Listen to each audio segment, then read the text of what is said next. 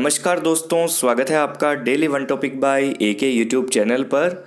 Rajasthan public service commission RPSC के द्वारा 2014 की वैकेंसी का पेपर जो 2016 में कंडक्ट करवाया था कॉलेज लेक्चरर पॉलिटिकल साइंस का, उसमें फर्स्ट पेपर आपके सामने है। 150 क्वेश्चन थे, इसमें 3 घंटे का समय मिला था। ऑफिशियल आंसर की के हिसाब से हम आपको ये पेपर यहाँ पे बताने वाले हैं। देखिए दोस्तों, एक दो मित्रों का कमेंट भी आ गया था कि आप पॉलिटिकल साइंस का भी पेपर डालिए, प्रीवियस जो असिस्टेंट प्रोफेसर के लिए जो भी बैठने वाले हैं परीक्षा में आरपीएससी के द्वारा।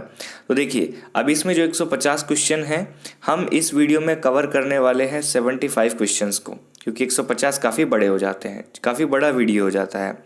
और अगले वीडियो में आपको दे देंगे 75 क्वेश्चन। इसी प्रकार से ये पेपर फर्स्ट है, इसी प्रकार से हम पेपर सेकंड की भी वीडियो आपको डालेंगे। तो आप चैनल पर नए हैं तो सब्सक्राइब कर लीजिए, और सब्सक्राइब कर लिया है तो बेल आइकन प्रेस जरूर कर लीजिए, ताकि वीडियो डलते ही नोटिफिकेशन आप तक पहुंच जाए और आप उसे देख पाए। साथ ही राजस्थान का जो पेपर होता है, थर्ड पेपर असिस्टेंट प्रोफेसर में, उसका वीडियो मैं डाल चुका, जिसके दोनों भागों के लिंक आपको डिस्क्रिप्शन में मिल जाएंगे।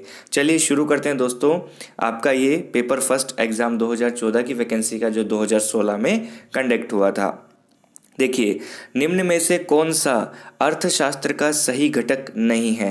पहला प्रश्न इसमें पूछा गया है कि अर्थशास्त्र का सही घटक इनमें से कौन सा नहीं है। यथार्थवाद, नैतिकता, निरपेक्ष, राज्य शासन कला और भौतिकवाद। तो इसमें जो राइट ऑप्शन हो जाएगा वो हो जाएगा भौतिकवाद। तो ये अर्थशास्त्र का विषय नहीं है। अर्थशास्त्र किसका ग्रंथ है?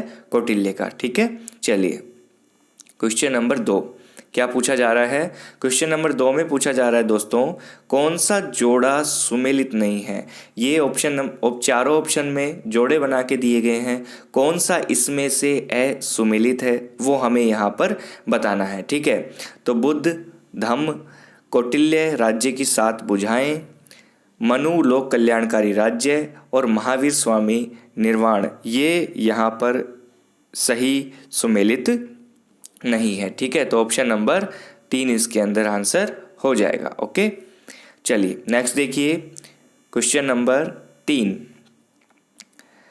निम्न में से कौन से ग्रंथ से स्वामी दयानंद सरस्वती ने राजतंत्र की अवधारणा को लिया। राजतंत्र की अवधारणा को स्वामी दयानंद सरस्वती जी ने कौन से ग्रंथ से अपनाया था, ये यहाँ पे पूछा गया है।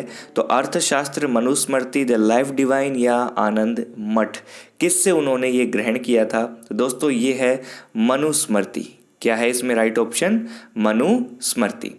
ठीक है, 3 क्वेश्चन हम यहाँ पे कर चुके, तो इसमें राइट ऑप्शन हो जाएगा आपका दयानंद सरस्वती जी ने मनुस्मृति से राजतंत्र की अवधारणा को लिया था।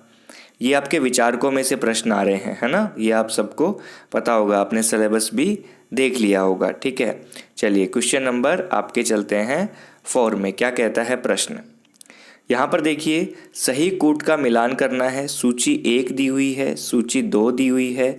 तो इसमें जो राइट ऑप्शन है वो हमें यहाँ पर सही तरीके से मिलान करना है। ठीक है, तो स्वामी दयानंद सरस्वती जी जो हैं, स्वामी दयानंद सरस्वती जी हैं, इनको वैदिक पुनरुत्थान के लिए जाना जाता है। सैयद अहमद खान को धर्मनिरपेक्ष शिक्षा व इस्लाम धर्मशास्त्र से संबंधित देखा जाता है। अरविंद घोष जो हैं, इन्होंने आध्यात्मिक राष्ट्रवाद के ऊपर काम किया। और राजा राम मोहन राय जो बच गया, वो क्या हो गया, प्राकृतिक अधिकारों की अवधारणा से संबंधित सिद्धांत दिया, काम किया, उसमें अपने विचार रखे। तो ये सूची 1 सूची 2 को हमने यहाँ पे मिला दिया। हम आपको डायरेक्ट जो सही आंसर है वो हम आपको बता रहे हैं। तो अभी ये जो जितने भी प्रश्न चल रहे हैं, ये आपके विचारकों में से चल रहे हैं, थिंकर्स में से चल रहे हैं। ठीक है, जब ये वीडियो कंप्लीट हो जाएंगे फिर हम असिस्टेंट प्रोफेसर का जो सिलेबस है उसके ऊपर बात करेंगे और अपनी आगे की रणनीति के ऊपर भी बातचीत करेंगे। ठीक है, चलिए नेक्स्ट देखिए प्रश्न नंबर 5 क्या कहता है आपका। इसमें फिर से आपको मिलाना है, तो एक तरफ लेखक मान लीजिए, विचारक मान लीजिए, एक तरफ संबंधित रचना किताब ये मान लीजिए, इसको हमें मिलाना है। तो राइट ऑप्शन इसमें से कौन सा है, ये हमें मिलाना है। ठीक है, तो देखिए इसमें जो सैयद अहमद खान की जो रचना है वो है कॉजेज ऑफ इंडियन रिवॉल्ट। ठीक है, causes of Indian revolt. Dayanand Saraswati ji की सबको पता है सत्यार्थ प्रकाश है। अरविंद घोष की जो रचना है ये है द लाइफ डिवाइन। और दादा भाई नौरोजी की फिर कौन सी बच गई, poverty and un British rule in India. तो देखिए यहाँ पे किताबों के नाम पूछ लिए, बुक्स, ये भी क्वेश्चन जो है ये आपके विचारकों में ही है। ठीक है, तो यहाँ पे जो भारतीय राजनीतिक विचारक है, इंडियन पॉलिटिकल थिंकर्स है, उस सेक्शन में से ये सवाल पूछे जा रहे हैं। ठीक है, तो इसमें जो राइट ऑप्शन जो आपका हो जाएगा वो हो जाएगा 4। मिलान वाले प्रश्न काफ़ी आते हैं। क्वेश्चन नंबर 6 देखिए, निम्न में से कौन चमत्कारी तत्वशास्त्री की बजाय अनुभवात्मक अर्थशास्त्री जाना जाता है। ठीक है, कौन चमत्कारी तत्वशास्त्री के बजाय अनुभवात्मक अर्थशास्त्री के रूप में जाना जाता है। तो इसमें जो राइट ऑप्शन है दोस्तों ये है आपका दादा भाई नौरोजी। दादा भाई नौरोजी, इसको अनुभवात्मक अर्थशास्त्री के रूप में भी जाना जाता है। प्रश्न नंबर 7 देखिए, राम मनोहर लोहिया समर्थक थे, किस विचार का वो समर्थन करते थे। तो राम मनोहर लोहिया विकेंद्रित समाजवाद के समर्थक थे। किसके समर्थक थे, विकेंद्रित समाजवाद, जिसको हम डिसेंट्रलाइज्ड सोशलिज्म भी कह सकते हैं। ठीक है, राम मनोहर लोहिया ने इस प्रकार के समाज का क्या किया, समर्थन किया। ठीक है, चलिए प्रश्न नंबर 8 में फिर से देखिए सही कूट का हमें चयन करना है। तो अभी ये विचारकों पे ही चल रहा है, ये जितना भी आपका ये प्रश्न आ रहे हैं अभी तक। तो देखिए सूची 1 और सूची 2। तो यहाँ पे देखिए आपका जो प्रश्न है इसमें सूची 1 में जो जितने विचारक हैं उनका और उससे संबंधित यहाँ पे सिद्धांतों के बारे में बताया गया है। तो बिल्कुल ये आसान सवाल है, इतना कोई मुश्किल नहीं है, हम आपको बता देते हैं। तो महात्मा गांधी से संबंधित जो है वो है न्यासिता का सिद्धांत। कौन सा है सिद्धांत है, न्यासिता का सिद्धांत है। ठीक है, इसी प्रकार जयप्रकाश नारायण ने दिया था संपूर्ण क्रांति। जेपी नारायण ने क्या दिया था, संपूर्ण क्रांति का दिया था। जवाहरलाल नेहरू ने दिया था भाई पंचशील सिद्धांत दिया था। और विनोबा भावे का कौन सा बच गया, सर्वोदय। इस प्रकार ऑप्शन नंबर 1 इसमें क्या हो जाता है, करेक्ट हो जाता है। तो ये जो कूट और मिलान वाले प्रश्न हैं, कूट और मिलान वाले जो प्रश्न हैं, इनमें देखिए सही होने की संभावना भी ज़्यादा रहती है और गलत होने की संभावना भी ज़्यादा रहती है। यदि आपके 2 या 2 से अधिक कूट सही मिल गए, ऑप्शन में पकड़ गए, तो फिर सही हो जाता है। कई बार एक कूट से भी पूरा प्रश्न ठीक हो जाता है, लेकिन इनके ऊपर हमें अच्छी नॉलेज चाहिए। जिस विचारक को हमने पढ़ा है उससे संबंधित सिद्धांत, उससे संबंधित किताबों की रचनाएं, उससे संबंधित जितने भी स्थान हैं, घटनाएं हैं, उनको हम अच्छे से कवर कर सकें, ऐसी हमारी रणनीति होनी चाहिए। चलिए प्रश्न नंबर 9 क्या कहता है आपका, कथन और कारण वाला प्रश्न है। देखिए निश्चय पूर्वक कथन है, सत्याग्रह प्रतिरोध की अवधारणा का एक आध्यात्मिक एवं नीतिवादी स्वरूप है। तर्क दिया हुआ है क्योंकि यह नैतिक सौदेश्यवाद पर बल नहीं देता। सत्याग्रह की बात की गई है यहाँ पर, तो राइट ऑप्शन हो जाएगा आपका दोस्तों कि सत्याग्रह प्रतिरोध की अवधारणा का एक आध्यात्मिक व नीतिवादी स्वरूप है। बिल्कुल सही है, क्योंकि यह नैतिक सौदेशात्मक पर बल नहीं देता। यहाँ पर देखिए ए तो ठीक है दोस्तों, ए तो क्या है, ठीक है, लेकिन आर क्या है, गलत है। आर सही नहीं है, मतलब यहाँ पे जो कथन है वो सत्य है, तर्क जो है वो सत्य नहीं है। प्रश्न नंबर 10, निम्न में से डॉक्टर भीमराव अंबेडकर की विचारधारा का कौन सा लक्षण नहीं है। डॉक्टर भीमराव अंबेडकर की जो विचारधारा है उसका यहाँ पे कौन सा लक्षण नहीं है। तो देखिए व्यक्ति का महत्व, तर्क संगत, समता समाज ये संबंधित हैं, लेकिन श्रेणीकृत असमानता, ये ग्रेडेड इनइक्वलिटी, ये डॉक्टर भीमराव अंबेडकर की विचारधारा का लक्षण नहीं है। ठीक है, ऑप्शन नंबर 4 इसके अंदर क्या हो जाता है, सही हो जाता है। प्रश्न नंबर 11, जवाहरलाल नेहरू की प्रजातांत्रिक समाजवाद की अवधारणा में निम्न में से कौन सा लक्षण नहीं है। देखिए प्रजातांत्रिक समाजवाद की अवधारणा जवाहरलाल नेहरू की, अब इसमें कौन सा लक्षण इसकी इनकी इस अवधारणा में संबंधित नहीं है। तो देखिए योजना भी है, आर्थिक समानता भी है, सामाजिक परिवर्तन भी है, रूढ़िवाद इसके अंदर सम्मिलित नहीं है। तो ऑप्शन नंबर 3। प्रश्न नंबर 12, निम्नलिखित प्राचीन लेखकों में से किसे लोग भारत का मैकियावली कहते हैं? तो भारत का मैकियावली दोस्तों किसे कहते हैं? कौटिल्य को, चाणक्य को, विष्णुगुप्त को, इसे कहते हैं भारत का मैकियावली। ठीक है, इनका जो ग्रंथ था वो कौन सा था? अर्थशास्त्र, अर्थशास्त्र। ठीक है, चलिए प्रश्न नंबर 13, जैन धर्म के अनुसार जीवन का उच्चतम लक्ष्य है शक्ति अर्जन, पूर्ण संतोष, निर्वाण या धनोपार्जन। ठीक है, तो यहाँ पर जो ये प्रश्न है, जो आपका ये प्रश्न है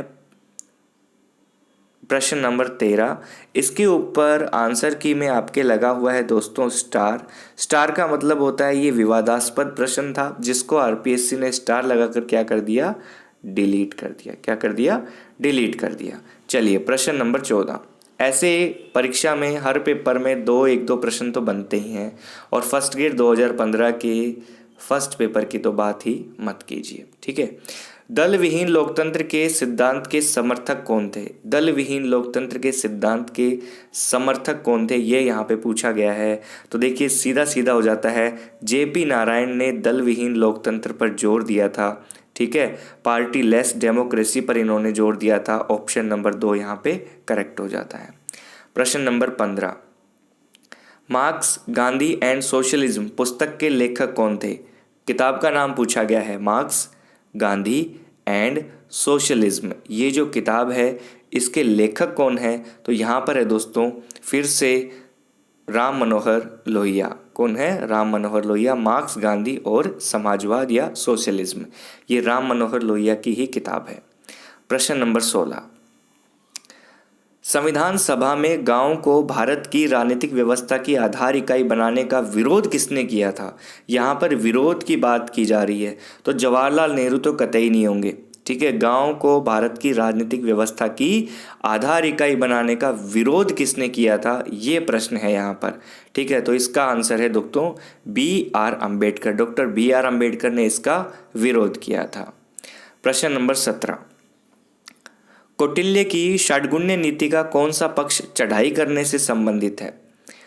षाड्गुण्य नीति का जो कौन सा पक्ष है जिसका चढ़ाई करने से संबंधित है, ये यहाँ पे पूछा गया है। तो इसमें जो यान है, यान जो पक्ष है षाड्गुण्य नीति का, वो चढ़ाई करने से संबंधित है। ठीक है, चढ़ाई करने से संबंधित है। चढ़ाई करने को इंग्लिश में क्या कहते हैं? मार्चिंग। प्रश्न नंबर 18, निम्नांकित में से कौन बौद्ध परंपरा से संबंधित नहीं है? अश्वघोष, नागार्जुन, कुंडाचार्य या फिर दिंगनाग। ठीक है, इनमें से कौन सा संबंधित नहीं है? तो कुंडाचार्य बौद्ध परंपरा से संबंधित नहीं है। प्रश्न नंबर 19, प्रश्न नंबर 19 में देखिए, जियाउद्दीन बर्नी से संबंधित निम्नलिखित विचारों पर विचार करना है अपन को। उन्होंने भारतीय राजनीतिक चिंतन में सर्वप्रथम व्यक्ति की संकल्पना प्रस्तुत की। उन्होंने समाज में व्यवस्था के स्थापनार्थ धर्म के इस्लामी विचार एवं राजस्व के टर्की विचार को जोड़ा। ठीक है, ये यहाँ पे पूछा गया है, किसके द्वारा? जियाउद्दीन बर्नी के बारे में ये विचार पूछा गया है। तो इसमें से कौन सा सही है ये हमें बताना है। तो देखिए इसके अंदर केवल और केवल एक सही है, दूसरा इसके अंदर सही नहीं है। इन्होंने जियाउद्दीन बर्नी ने भारतीय राजनीतिक चिंतन में सर्वप्रथम व्यक्ति की संकल्पना प्रस्तुत की थी। प्रश्न नंबर 20, जवाबित का सिद्धांत संबंधित है। द कंसेप्ट जवाबी रेफर्स टू, जवाबित का सिद्धांत किससे संबंधित है? तो ये है दोस्तों स्टेट लॉ या फिर राज्य कानून से संबंधित है। ऑप्शन नंबर 4 इसमें करेक्ट हो जाता है। 21वां प्रश्न देखिए, राजा राम मोहन राय हिंदी में जब सही लिखा नहीं मिलता तो इंग्लिश का मान्य होता है। ये परीक्षा में साफ साफ ये बताया जाता है कि जो जितना भी ये प्रिंटेड है आपके क्वेश्चंस, इसमें यदि हिंदी में कोई त्रुटि पाई जाती है तो इंग्लिश वर्जन मान्य होता है। ठीक है, तो राजा राम मोहन राय के संबंध में त्रुटिपूर्ण कथन को हमें पहचानना है, गलत कथन को हमें क्या करना है, पहचानना है। तो इसके अंदर देखिए सबसे गलत कथन क्या हो जाएगा, यहाँ पर गलत कथन को हमें पहचानना है।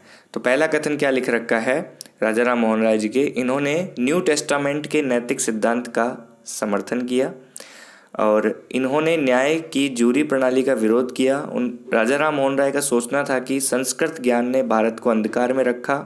इन्होंने मूर्ति पूजा को अस्वीकार किया। तो यहाँ पर देखिए 1, 2, 3 ये बिल्कुल करेक्ट हैं। ऑप्शन नंबर 2 इसके अंदर राइट आंसर हो जाएगा। ये त्रुटिपूर्ण कथन है। क्या है? त्रुटिपूर्ण कथन है। ओके, तो ऑप्शन नंबर 2। प्रश्न नंबर 22 चलिए, निम्नांकित में से कौन सी पुस्तक स्वामी दयानंद द्वारा लिखी हुई नहीं है? कौन सी पुस्तक स्वामी दयानंद द्वारा लिखी हुई नहीं है? तो यहाँ पे स्वामी दयानंद जी द्वारा कौन सी पुस्तक है जो लिखी हुई नहीं है? तो महानिर्वाण तंत्र जो है ये इनकी द्वारा लिखी हुई पुस्तक नहीं है। बाकी ये तीनों दयानंद जी के द्वारा लिखी हुई पुस्तक हैं प्रश्नानुसार। ठीक है, क्वेश्चन नंबर 23, मुसलमानों के बीच लोकप्रिय राजनीतिक आंदोलन को हतोत्साहित करने के लिए सर सैयद अहमद खान ने विशेषतः किस राजनीतिक संस्था की स्थापना की थी? सर सैयद अहमद खान ने किस राजनीतिक संस्था की स्थापना की थी मुसलमानों के बीच लोकप्रिय राजनीतिक आंदोलन को हतोत्साहित करने के लिए? ये प्रश्न नंबर 23 में पूछा गया है। तो Mohammedan Anglo oriental defence association of upper India, इसकी स्थापना की थी सर सैयद अहमद खान ने। ठीक है, प्रश्न नंबर 24, ईवी रामास्वामी नायकर ने स्वराज की राष्ट्रवादी मांग को क्या कहा था? तो ये इन्होंने कहा था स्थानीय प्रभुओं की साजिश, स्थानीय प्रभुओं की साजिश। Question number 25, M.K. गांधी के हिंद स्वराज के संबंध में त्रुटिपूर्ण कथन को पहचानिए। त्रुटिपूर्ण कथन को हमें पहचानना है। M.K. गांधी के, महात्मा गांधी के, यह हिंसक राष्ट्रवादियों का प्रत्युत्तर है। यह स्वराज के स्वशासन के रूप में परिभाषित करती है। यह ब्रिटिश राज को आधुनिक सभ्यता के रूप में देखती है। संवाद शैली में लिखी गई है। तो इसमें जो गलत कथन है, त्रुटिपूर्ण जो कथन है हिंद स्वराज के संबंध में, वो आपका हो जाता है ऑप्शन नंबर 2। यह स्वराज को स्वशासन के रूप में परिभाषित करती है। ये गलत है। प्रश्न नंबर 26, B.R. अम्बेडकर द्वारा स्थापित अंतिम राजनीतिक दल कौन सा था? अंतिम राजनीतिक दल था all India schedule caste federation, all India schedule caste federation. Question number 27, Vinoba Bhave द्वारा प्रणीत ऋषि खेती के सिद्धांत का अर्थ क्या है? विनोबा भावे द्वारा प्रणीत ऋषि खेती के सिद्धांत का अर्थ पूछा गया है। तो इसमें हो जाएगा बैलों के प्रयोग बिना खेती, बैलों के। ठीक है, तो फार्मिंग विदाउट यूजिंग बुलॉक्स, तो यहाँ पर बैलों के प्रयोग के बिना खेती। प्रश्न नंबर 28, जयप्रकाश नारायण की लोकतंत्र की समझ का सार तत्व है। जयप्रकाश नारायण की लोकतंत्र की समझ का सार तत्व क्या हो जाएगा? ये इसमें पूछा गया है। तो क्रांतिकारी जन इच्छा। ठीक है, क्रांतिकारी जन इच्छा। प्रश्न नंबर 29, अमर्त्य सेन से संबंधित निम्नलिखित कथनों पर विचार करना है। अमर्त्य सेन परेटो अनुकूलतम की सराहना करते हैं। वे संसाधनों की समता के बजाय क्षमताओं की समता पर जोर देते हैं। ये अमर्त्य सेन के बारे में पूछा गया है। तो केवल और केवल दूसरा कथन यहाँ पर सही है। प्रश्न नंबर 30, अमर्त्य सेन को उनके किस काम के लिए 1988 में अर्थशास्त्र का नोबेल पुरस्कार प्रदान किया गया था? ये पूछा गया है। तो अकाल का अर्थशास्त्र, इकोनॉमिक्स ऑफ फेमाइन, इसके लिए उन्हें 1988 में अर्थशास्त्र का नोबेल पुरस्कार प्रदान किया गया था अमर्त्य सेन को। ओके, तो ये आपके प्रश्न 30 यहाँ पर कंप्लीट होते हैं। क्वेश्चन नंबर 31 देखिए, यथार्थ प्रभु सत्ता का तात्पर्य क्या होता है? यथार्थ प्रभु सत्ता का तात्पर्य होता है आदेशों का वास्तविक आज्ञा पालन। आदेशों का वास्तविक आज्ञा पालन। प्रश्न नंबर 32 निम्न में से कौन सी स्कूल का यह तर्क है कि प्रभुसत्ता की अवधारणा की राजनीतिक सिद्धांत को हटा देना चाहिए? प्रभुसत्ता की अवधारणा को राजनीतिक सिद्धांत से हटा देना चाहिए, ये किसका है? तो ये बहुलवादी जो विचारधारा है उनका तर्क है। ठीक है, बहुलवाद का ये तर्क है। प्रश्न नंबर 33, सैबेलेटर्न उपेक्षित वर्ग की राय के अनुसार राज्य का कार्य प्रोत्साहन देना है। इसमें राइट ऑप्शन आपके हो जाएगा दोस्तों हाशिए पर खड़े समुदायों के हितों को। प्रश्न नंबर 34 देखिए, 34, निम्न में से वह कौन सी पद्धति है जिसके माध्यम से विकासशील देश उत्तर उपनिवेशिक राज्य पर अपना प्रभाव स्थापित करते हैं? विकासशील देश उत्तर उपनिवेशवादी राज्य पर अपना प्रभाव स्थापित करते हैं, वो पद्धति इसमें से कौन सी है? तो वो है आर्थिक सहायता। प्रश्न नंबर 35, मैक्स वेबर के अनुसार सर्वश्रेष्ठ वैद्य सत्य है। सर्वश्रेष्ठ वैद्य सत्य, according to Max Weber the best type of legitimate authority is, ये यहाँ पे पूछा गया है। तो इसमें आएगा विधिक विवेकपूर्ण है, लीगल रैशनल। ठीक है। प्रश्न नंबर 36 देखिए, मार्क्स के अनुसार कोई भी राजनीतिक व्यवस्था वैध नहीं है जब तक कि वह बल नहीं देती। वह बल नहीं देती, किस पर बल नहीं देती?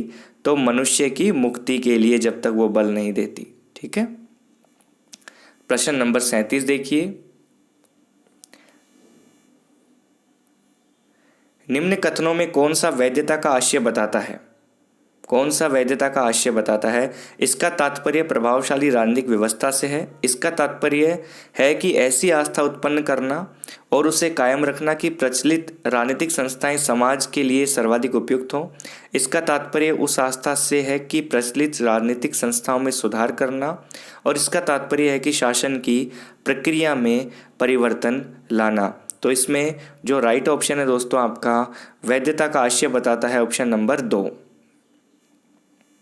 प्रश्न नंबर 38, निम्न में से कौन सा जोड़ा सुमेलित नहीं है, सही रूप से नहीं लिखा हुआ, उसे हमें बताना है। तो देखिए, विधि सम्मत संप्रभुता कानूनी, यथार्थ संप्रभुता तथ्यात्मक, लोकप्रिय संप्रभुता जनता की शक्ति, और नामधारी संप्रभुता ये वह जो शक्ति में यथार्थ में प्रयोग करता है, ये यहाँ पर सुमेलित नहीं है। ठीक है, ऑप्शन नंबर 3। चलिए क्वेश्चन नंबर 39 देखिए, अल्पसंख्यकों के प्रतिनिधित्व के लिए निम्न में से कौन सी पद्धति सर्वश्रेष्ठ है? अल्पसंख्यकों का यदि प्रतिनिधित्व करना है तो कौन सी पद्धति इसमें सर्वश्रेष्ठ होगी? आनुपातिक प्रतिनिधित्व। आनुपातिक प्रतिनिधित्व। प्रश्न नंबर 40, निम्न विचारकों में से प्रथम वैज्ञानिक समाजवादी विचारक कौन माना जाता है? पहला वैज्ञानिक समाजवादी विचारक किसे माना जाता है? तो यहाँ पर ऑप्शन आपके हैं कार्ल मार्क्स, राइट। ठीक है, प्रथम वैज्ञानिक समाजवादी विचारक किसको माना जाता है? मार्क्स को माना जाता है। प्रश्न नंबर 41, निश्चय पूर्वक कथन फांसीवादी प्रजातंत्र का शत्रु है। तर्क है यह व्यक्ति स्वतंत्रता को पूर्ण रूप से नष्ट करता है। फांसीवाद के बारे में है, फांसीवाद जो है प्रजातंत्र का शत्रु है, ये कथन है।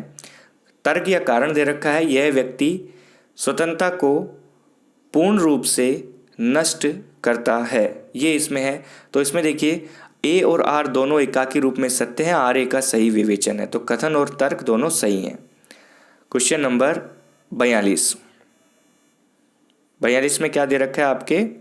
सूची 1, सूची 2 समकालीन उदारवाद के चिंतक और इनसे संबंधित मूल विचार दे रखे हैं। तो इसे हमें क्या करना है? आपस में मिलाना है। तो आइजिया बर्लिन जो संबंधित है ये नकारात्मक स्वतंत्रता से संबंधित है। H.A. हेयक अन्याय और दुर्भाग्य में अंतर मूल विचार से संबंधित है।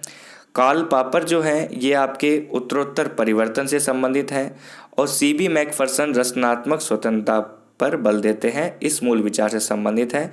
ऑप्शन नंबर 3 इसमें क्या है, करेक्ट।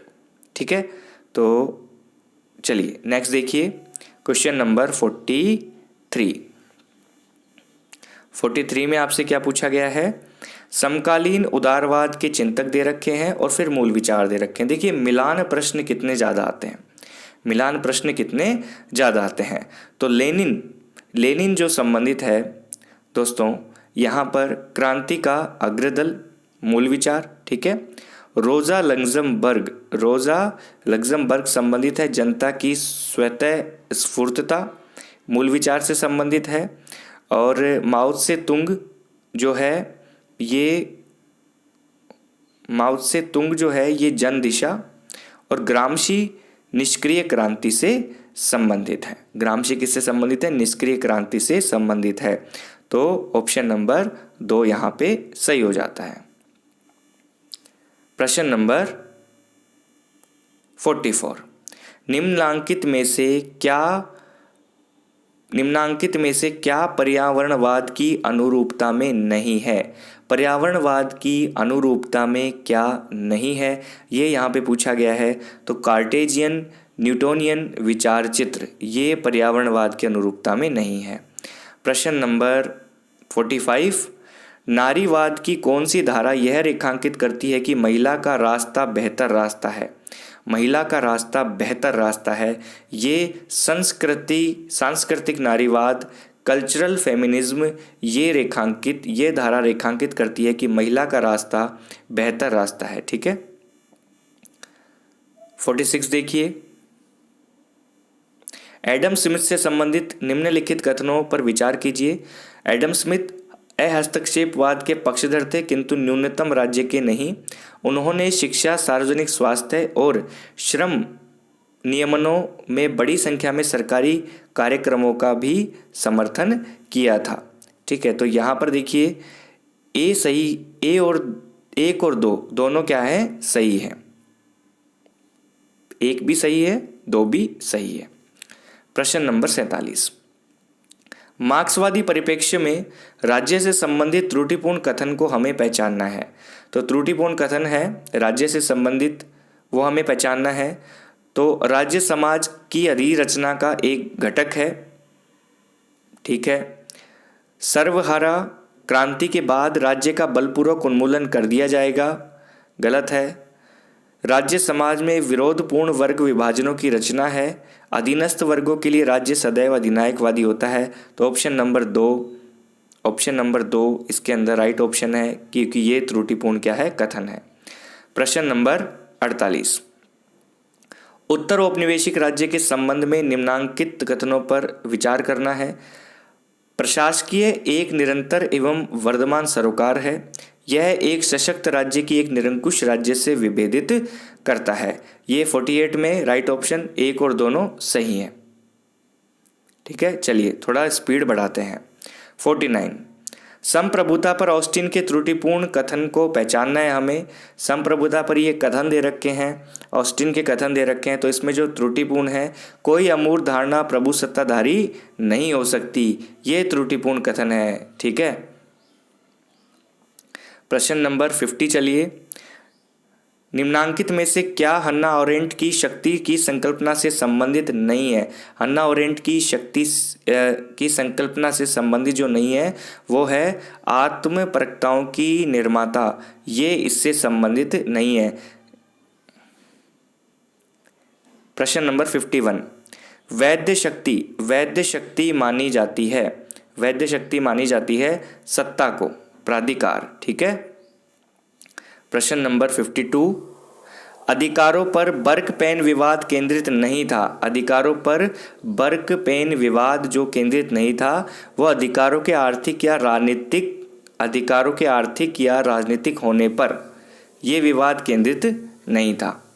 प्रश्न नंबर 53 देखिए, स्वतंत्रता के मार्क्सीय संकल्पना के अनुरूप क्या है। विच्छिन्नता का अंत, मानवीय रचना धर्मिता की अभिव्यक्ति, विचारधारा की प्रतिनिष्ठा और आत्म सिद्धि। ये यहाँ पे प्रश्न थोड़े से जटिल हो गए हैं, तो ऑप्शन नंबर 1 इसमें सही है। ठीक है, 1, 2 व 4। प्रश्न नंबर 54, निम्नांकित में से कौन संसाधनों की क्षमता से संबंधित नहीं है? संसाधनों की क्षमता से संबंधित कौन नहीं है, ये यहाँ पे पूछा गया है। तो इसमें जो राइट ऑप्शन है माइकल वॉल्जर संसाधनों की क्षमता से संबंधित नहीं है, बल्कि रॉल्स, रोकोस्की और डरवोकिन ये संबंधित हैं। 55, जॉन रॉल्स के सिद्धांत से संबंधित पदावली नहीं है। कौन सा पद जॉन रॉल्स से संबंधित नहीं है? जॉन रॉल्स का फेमस जो सिद्धांत है वो न्याय का सिद्धांत आप लोगों ने पढ़ा होगा। तो उसमें देखिए, अब इसमें अज्ञान का पर्दा, मूल स्थिति, विशेष पूर्णता क्रम, बल्कि लोकीय परंतुक, ये नहीं है, ये नहीं है। Option number 2। 56 देखिए, लोकतंत्र के चिरसम्मत सिद्धांत के संबंध में त्रुटिपूर्ण कथन को हमें पहचानना है। तो इसमें त्रुटिपूर्ण कथन जो हो जाता है दोस्तों वो है, यह निर्देशित लोकतंत्र का एक प्रकार है। लोकतंत्र का चिरसम्मत में त्रुटिपूर्ण कथन है, ऑप्शन नंबर 1। ठीक है। प्रश्न नंबर 57 में फिर से मिलान प्रश्न आ गए हैं आपके सामने। तो एक तरफ दे रखे हैं आपके लोकतांत्रिक सिद्धांत, दूसरी तरफ विचारक दे रखे हैं। तो इसमें देखिए, संरक्षक लोकतंत्र जेरेमी बेंथम से संबंधित है, विकासात्मक लोकतंत्र जे.एस. मिल से संबंधित है, लोकतांत्रिक अभिजनवाद शुम्पीटर से संबंधित है, बहुलवादी लोकतंत्र जो है ये रॉबर्ट डहल से संबंधित। इसका मतलब ऑप्शन नंबर 4 इसमें करेक्ट है। प्रश्न नंबर 58, लोकतंत्र पर मार्क्स के विचार से संबंधित कथन पर विचार करना है। प्रबोधन परंपरा में वे लोकतंत्र को एक आंगिक समुदाय के रूप में देखते हैं। बुर्जुआ लोकतंत्र अवसरानुकूल बुर्जुआ आतंक में बदल जाता है। तो यहाँ पर देखिए 1 और 2 दोनों ही क्या है, सही हैं। क्वेश्चन नंबर 59, निम्नांकित में से कौन सा एक प्रतिनिध्यात्मक लोकतंत्र का प्रतिरूप है? प्रतिनिध्यात्मक लोकतंत्र का प्रतिरूप कौन सा है, ये पूछा गया है। तो बहुल तंत्र।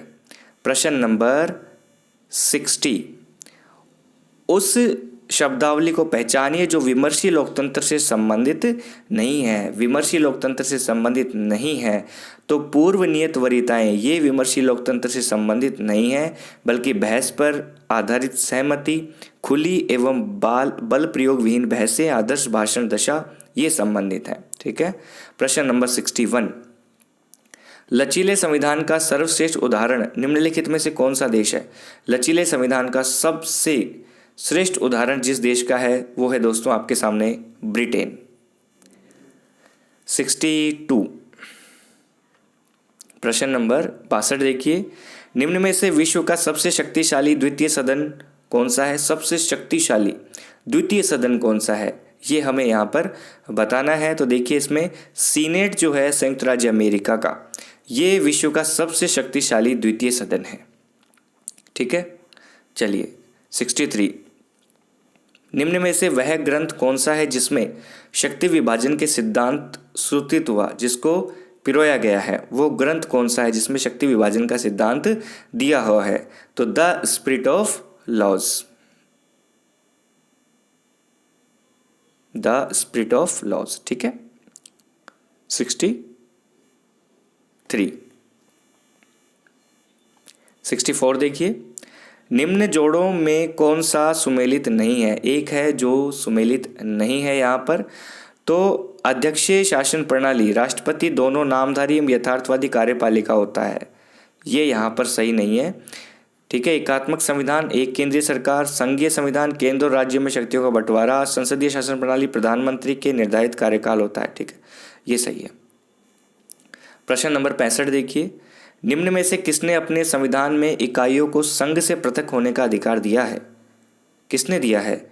संघ से पृथक होने का अधिकार किसने दिया है अपनी इकाइयों में? ठीक है। तो यहाँ पर कनाडा ने अपनी इकाइयों को संघ से पृथक होने का अधिकार भी दे रखा है। नेक्स्ट प्रश्न देखिए 66, चीन में निम्न अंगों में से किसके पास वास्तविक सत्ता है? राष्ट्रीय जन कांग्रेस, राष्ट्रपति, स्थायी समिति या उप अध्यक्ष, किसके पास में वास्तविक सत्ता है? तो देखिए यहाँ पर स्थायी समिति के पास में वास्तविक सत्ता है कहाँ पर? चीन में। प्रश्न नंबर 67। प्रश्न नंबर 67 पर दिया गया है स्टार। स्टार का मतलब हो जाता है विरोधात्मक, विरोधात्मक का मतलब हो जाता है क्वेश्चन को क्या कर दिया गया? डिलीट। ठीक है, चलिए प्रश्न नंबर 68। निम्न देशों में किसमें द्वैध नागरिकता की व्यवस्था है? ठीक है, यहाँ पर ड्यूल सिटीजनशिप किस देश में है? तो संयुक्त राज्य अमेरिका में, संयुक्त राज्य अमेरिका में। प्रश्न नंबर 69। निम्न अंगों में से अमेरिकन संविधान में संतुलन रखने वाला पहिया कौन सा माना जाता है? अमेरिकन संविधान में संतुलन बनाने वाला, संतुलन रखने वाला कौन सा पहिया माना जाता है? तो वो है सर्वोच्च न्यायालय, सुप्रीम कोर्ट। प्रश्न नंबर 70। निश्चय पूर्वक कथन पहला ए है, ब्रिटेन की दल प्रणाली को द्विदलीय प्रणाली कहा जाता है। तर्क है, यह इसलिए क्योंकि व्यवहार में राष्ट्रीय कार्यों में केवल 2 ही दलों की भूमिका रहती है। तो यहाँ पर ए और आर दोनों सही है, आर ए की सही व्याख्या है। प्रश्न नंबर 71। इंग्लैंड की संसद सब कुछ करने में सक्षम है सिवाय औरत को आदमी और आदमी को औरत बनाने के। ये कथन किसका है? बहुत प्रसिद्ध कथन है दोस्तों, ये है आपके डी लोम्बे का। डी लोम्बे ने कहा कि जो ब्रिटेन की, जो इंग्लैंड की जो संसद है ये सक्षम है, ये केवल और केवल पुरुष को महिला और महिला को पुरुष नहीं बना सकती। ठीक है, 72 देखिए क्या कहता है आपका प्रश्न। हम संविधान के अधीन हैं लेकिन संविधान वही है जो न्यायाधीश कहते हैं। निम्नलिखित कथन किसका है? तो 72वें में यहाँ पर आपके मुख्य न्यायाधीश ह्यूज का ये कथन है। ओके, प्रश्न नंबर 73 देखिए क्या कहता है आपका 73। अमेरिकी राष्ट्रपति का कार्यकाल, अमेरिकी राष्ट्रपति का कार्यकाल कितने वर्ष का होता है? बिल्कुल सामान्य सा प्रश्न यहाँ पे डाल दिया गया, तो 4 वर्ष का होता है। ठीक है, अभी हाल ही में चुनाव यहाँ के संपन्न भी हुए थे। प्रश्न नंबर 74 देखिए, किस देश के राष्ट्रपति को स्वयं विवेकी अधिकार प्रदान है? स्वयं विवेकी अधिकार किसको प्रदान है? कौन से देश का राष्ट्रपति है? तो वो है दोस्तों आपका फ्रांस का राष्ट्रपति, फ्रांस का राष्ट्रपति। क्वेश्चन नंबर 75 देखिए, द अमेरिकन प्रेसिडेंसी पुस्तक के लेखक कौन है? द अमेरिकन प्रेसिडेंसी पुस्तक के लेखक हैं H.J. Laski, H.J. लॉस्की। ठीक है, तो दोस्तों ये 75 क्वेश्चन तक हमने करवा दिए। ये 76वां क्वेश्चन अगले वीडियो नोट में हम मिलते हैं 76 से लेकर 150 तक। उम्मीद है आपको ये क्वेश्चन बहुत प्यारे लगे होंगे। तो जो कि मैंने इसमें आपको जो क्वेश्चन बताए, इसमें आपके देखिए जो अलग अलग देशों की जो शासन प्रणाली है उससे संबंधित प्रश्न आए हैं। दूसरा आपका जो थिंकर्स हैं जितने भी, उनसे संबंधित प्रश्नों की भरमार थी। उन थिंकर्स में उनसे संबंधित उनके विचार, उनसे संबंधित सिद्धांत, उनसे संबंधित मूल विचार, उनसे संबंधित रचनाएं, उनसे संबंधित मिलान प्रश्न भी यहाँ पर पूछे गए हैं। तो थिंकर्स और शासन संबंधित रचनाएं, अनेक देशों में राष्ट्रपति का शासन, वहाँ पे संसद की स्थिति क्या है, वहाँ पे न्यायपालिका की स्थिति क्या है, वहाँ के संविधान की स्थिति क्या है, वहाँ पर जो सत्ता होती है वो वास्तविक सत्ता किसके हाथ में होती है, ऐसे प्रश्न इसके अंदर पूछे गए हैं। तो सभी देशों की जो हमारे सिलेबस में है, उनकी जो शासन प्रणाली है, उनको एकदम सिस्टम तरीके से आप तक मतलब अध्ययन करना होगा, आप तक पहुंचाना होगा। तो अगले वीडियो में मिलते हैं 76 से लेकर 150 क्वेश्चंस तक। उसके बाद में आपके लिए जो सेकंड पेपर होता है 2014 में, क्योंकि इसमें असिस्टेंट प्रोफेसर में 3 पेपर होते हैं, 2 सब्जेक्ट के, 1 राजस्थान का। राजस्थान वाले का लिंक आपको डिस्क्रिप्शन में दे दिया जाएगा। और अब ऐसे आगे से आगे वीडियो आपको मिलते रहेंगे। इसकी जो रणनीति है हम आगे डिसाइड करते हैं, और आप कमेंट कीजिएगा आपकी क्या क्या आवश्यकताएं हैं।